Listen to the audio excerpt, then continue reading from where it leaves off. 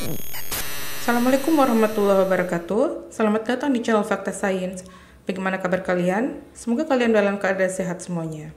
Sebelum kita mulai videonya, jangan lupa klik tombol subscribe dan klik loncengnya. Selamat menonton. Soal pertama yang akan kita bahas yaitu tentang struktur dan fungsi jaringan hewan. Perhatikan pernyataan berikut ini. 1. Berbentuk kumparan atau gelendong dengan memiliki 1-2 inti. 2. Bekerja involuntar. 3. Terdapat di antara tulang rusuk. Pernyataan yang berkaitan dengan sifat otot yang menyusun tubuh manusia adalah, silakan dijawab soalnya. Kalau sudah, mari kita lihat. Kunci dari soal ini adalah sifat dari otot. Kita lihat pernyataan yang pertama, sel berbentuk kumparan atau gelendong merupakan sifat dari otot polos. Kemudian memiliki 1-2 inti merupakan ciri dari otot lurik. Jadi pernyataan 1 sudah benar. Kita lihat pernyataan yang kedua, bekerja secara involuntar merupakan ciri dari otot polos dan otot jantung. Jadi nomor 1 dan 2 sudah benar. Pernyataan nomor 3, terdapat di antara tulang rusuk. Nah, menurut saya pernyataan ini salah karena otot tidak hanya terdapat di antara tulang rusuk, tetapi di seluruh tubuh manusia. Jadi jawaban yang benar adalah 1 dan 2, yaitu A. Kita masuk pada soal, tumbuhan dapat beradaptasi terhadap kondisi lingkungan tertentu, di antaranya melalui variasi struktur morfologi dan morfologi organ-organ. Tumbuhan yang menyesuaikan diri dengan lingkungan kering akan menunjukkan, silakan dijawab soalnya. Kalau sudah, mari kita lihat apa jawabannya. Pada soal ini ditanyakan bagaimana cara menyesuaikan diri tumbuhan pada lingkungan yang kering. Misalnya saja tumbuhan yang ada di gurun. Kita ambil contoh tumbuhan kaktus. Bagaimana morfologi tumbuhan kaktus yang beradaptasi pada lingkungan kering? Analisisnya bisa kita gunakan untuk menjawab soal ini. Nah, kita lihat opsi pertama, bentuk daunnya lebar. Kaktus bentuk daunnya dimodifikasi menjadi duri. Jadi opsi A salah. Kemudian B, stomatanya banyak. Stomata pada tumbuhan yang hidup di daerah kering harus jumlahnya sedikit, karena pada stomata itulah tempat keluar atau penguapan air.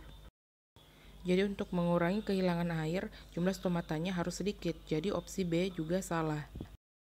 Kita lihat opsi C, batang tidak mengandung air. Justru pada tumbuhan yang hidup di daerah kering, batangnya adalah salah satu tempat penyimpanan cadangan air. Jadi opsi C sudah salah. Kemudian kita masuk opsi D, stomata tersembunyi dan sedikit. Stomata pada kaktus terletak pada batangnya, karena kebanyakan kaktus tidak mempunyai lembaran daun seperti tumbuhan lain. Jadi stomata pada kaktus itu tidak tersembunyi, tetapi dia hanya menutup pada siang hari dan terbuka pada malam harinya. Jadi menurut saya jawaban D juga salah. Maka jawaban yang tepat untuk soal ini adalah bagian E, yaitu menekan pertumbuhan daun. Dibuktikan dengan kaktus memiliki duri sebagai modifikasi dari daun yang berfungsi mengurangi penguapan. Jadi tumbuhan yang menyesuaikan diri dengan lingkungan kering akan menekan pertumbuhan daunnya. Jadi jawabannya adalah E. Soal selanjutnya materi kelas 11 tentang jaringan pada tumbuhan. Transportasi air, zat-zat hara, dan hasil asimilasi pada tumbuhan dapat berlangsung melalui transportasi ekstravaskuler dan intravaskuler. Di dalam tubuh tumbuhan yang diangkut melalui transportasi intravaskuler adalah, silakan dijawab. Kalau sudah, mari kita lihat apa pembahasannya. Kunci dari soal ini adalah transportasi intravaskuler. Perbedaan antara intravaskuler dan ekstravaskuler yaitu jika transportasi ekstravaskuler itu berada di luar berkas pembuluh, sedangkan transportasi intravaskuler itu berada pada berkas flum dan silem. Jadi soalnya tergolong gampang, kita hanya perlu mencari jawaban di mana ada zat yang diangkut di dalam berkas pembuluh silem atau flum. Mari kita lihat jawaban bagian A, glukosa dari palisade ke flum.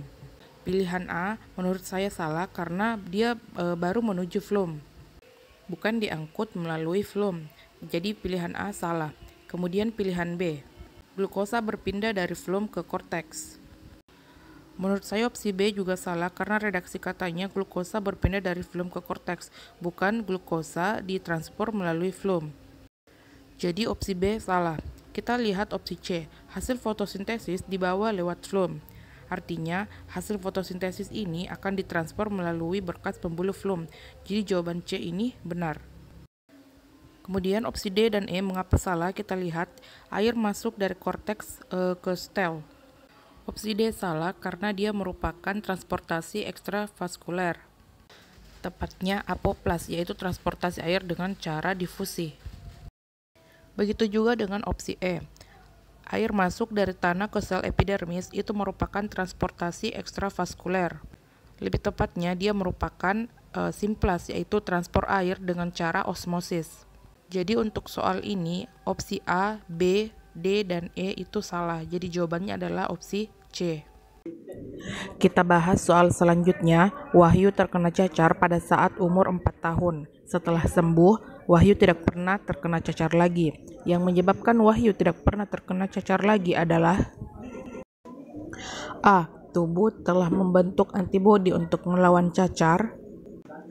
B. Penyakit cacar hanya menyerang ketika sistem tubuh lemah, terutama saat masih kecil. C. Tubuh memiliki sel-sel fagosit yang lebih banyak serta kompleks. D. Wahyu menjaga kesehatan tubuhnya dengan baik. E. Tubuh dewasa telah memiliki sistem antibodi yang kuat. Silakan dijawab. Nah, kalau sudah dijawab, mari kita lihat kuncinya. Teman-teman jawab apa? Nah, jawaban untuk soal ini adalah A. Tubuh telah memiliki antibodi untuk melawan virus cacar. Jadi jawabannya adalah A. Kita bahas soal selanjutnya. Metagenesis pada hewan pada dasarnya sama dengan metagenesis pada tumbuhan. Hewan mengalami pergiliran generasi. A. Fase generatif atau seksual dan fase vegetatif atau aseksual secara bergantian. B. Pembelahan mitosis dan meiosis secara bergantian. C. Pembelahan mitosis dan meiosis. D. Fase vegetatif atau aseksual dan fase generatif atau seksual. Silakan dijawab. Nah, kalau sudah dijawab, mari kita lihat apa kuncinya. Soal ini ada sangkutannya dengan soal yang pernah kita bahas pada video sebelumnya. Mungkin teman-teman masih ingat ada pembahasan tentang hewan yang berkembang biak secara tunas. Nah, terutama pada vertebrata, hewan vertebrata ada yang melakukan metagenesis, yaitu dengan fase generatif atau seksual dan fase vegetatif atau aseksual secara bergantian. Jadi jawaban untuk soal ini adalah A. Fase generatif seksual dan fase vegetatif aseksual secara bergantian. Mari kita bahas soal selanjutnya. Pada kupu-kupu, larva dalam hal ini ulat membungkus diri. Di dalam bungkus tersebut mengalami keadaan tidak aktif disebut. Silakan dijawab. Nah, kalau sudah dijawab, mari kita lihat kuncinya. Ulat yang membungkus diri itu disebut dengan pupa. Jadi jawabannya adalah D, pupa. Kita bahas soal selanjutnya. Pernyataan berikut ini merupakan beberapa tujuan pola tanam yang dikembangkan oleh pemerintah. 1. Meningkatkan resapan air tanah. 2. Memutus siklus hidup hama tanaman. 3. Meningkatkan kandungan nitrogen dalam tanah. 4. Meningkatkan kesuburan tanah. 5. Meningkatkan diversitas hasil pertanian. Pernyataan yang tepat berkaitan dengan tujuan rotasi tanaman palawija bagi keseimbangan ekosistem adalah. Silakan dijawab. Nah, kalau sudah dijawab, mari kita lihat apa kuncinya. Rotasi tanaman palawija yang dikembangkan oleh pemerintah bertujuan untuk. Jawabannya adalah E, 2, 3, dan 4. Yaitu memutus siklus hidup hama tanaman, kemudian meningkatkan kandungan nitrogen dalam tanah, dan meningkatkan kesuburan tanah. Jadi jawabannya adalah E, 2, 3, dan 4. Kita bahas soal selanjutnya. Oksigen merupakan salah satu unsur penting dalam tubuh organisme hidup. Urutan berikut ini yang paling tepat berkaitan dengan daur oksigen secara sederhana adalah. A. Fotosintesis, air, respirasi, oksigen. B. Respirasi, fotosintesis, karbon dioksida, oksigen. C. Respirasi, air, fotosintesis, oksigen. Respirasi, karbon dioksida, fotosintesis, oksigen. Dan E. Fotosintesis, karbon dioksida, respirasi, dan oksigen. Untuk menjawab soal ini, silakan ingat-ingat konsep sederhana dari fotosintesis. Kalau sudah dijawab, mari kita lihat apa kuncinya. Nah, konsep dari fotosintesis itu adalah karbon dioksida, kemudian air H2O dengan bantuan cahaya matahari akan menghasilkan glukosa dan oksigen. Karbon dioksida dihasilkan dari hasil respirasi, kemudian air berasal dari dalam tanah yang diserap oleh akar tanaman. Dengan bantuan cahaya matahari pada klorofil terjadilah proses fotosintesis dan dihasilkan glukosa serta oksigen pada reaksi gelap dan reaksi terang. Jadi urutan yang tepat adalah respirasi menghasilkan CO2, kemudian air dalam tanah yaitu H2O, kemudian terjadi fotosintesis pada klorofil daun dengan bantuan cahaya matahari, kemudian dihasilkan oksigen pada reaksi terangnya, dan dihasilkan gula atau glukosa pada reaksi gelapnya. Jadi urutan yang tepat adalah C, respirasi, kemudian air, fotosintesis, dan dihasilkan oksigen. Jadi jawabannya adalah C. Mari kita bahas soal selanjutnya. Hukum termodinamika 2 menyebutkan bahwa tidak ada sistem pengubah energi yang benar-benar efisien. Pada peristiwa aliran energi ini mengandung makna bahwa A. Energi utama yang masuk ke ekosistem berasal dari cahaya matahari. B. Energi dapat berubah menjadi panas. C. Energi tergunakan untuk respirasi. D. Semakin tinggi tingkat trofik, semakin kecil energi yang terserap. Dan E. Energi yang terkandung dalam vessel akan terserap oleh dekomposer. Silakan dijawab. Nah, kalau sudah, mari kita lihat apa kuncinya. Kunci dari soal ini adalah kata tidak ada sistem pengubah energi yang benar-benar efisien. Jadi jawaban yang benar itu adalah bagian D. Semakin tinggi tingkat trofik, maka semakin kecil energi yang terserap. Kita masuk soal selanjutnya. Seorang siswa dihadapkan sebuah tumbuhan. Jenis tumbuhan tersebut adalah krokot. Krokot merupakan tumbuhan yang memiliki batang lunak dan berair. Hal ini menunjukkan bahwa batang krokot memiliki sifat A. Batang berkayu. B. Batang rumput. C. Batang pipih.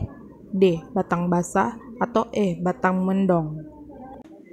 Silakan dijawab. Nah, kalau sudah dijawab, mari kita lihat apa kuncinya. Jika tidak familiar dengan tanaman krokot, contoh lain dari tanaman ini, sejenis ini adalah bayam, sayur bayam. Batang tanaman krokot dan bayam merupakan herbaceous atau batang basah. Jadi jawabannya adalah D, batang basah. Mari kita bahas soal selanjutnya.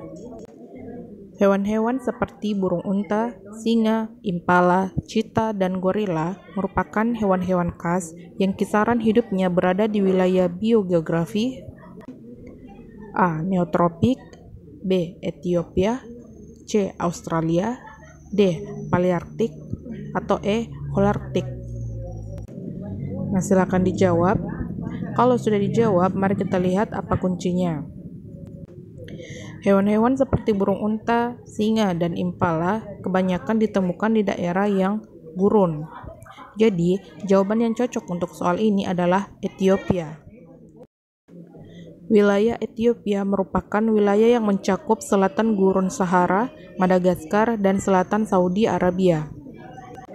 Contoh fauna khas yang ada di wilayah ini adalah gajah, cheetah, jerapah, unta, badak Afrika. Jadi jelaslah untuk soal ini jawabannya adalah B, Ethiopia. Kita berada pada soal terakhir. Nah, untuk soal ini tidak akan ada pembahasannya, tetapi teman-teman jawab di bawah. Nanti kita akan bahas bersama-sama pada kolom komentar. Jadi silakan dicari jawabannya dan diketik jawabannya pada kolom komentar.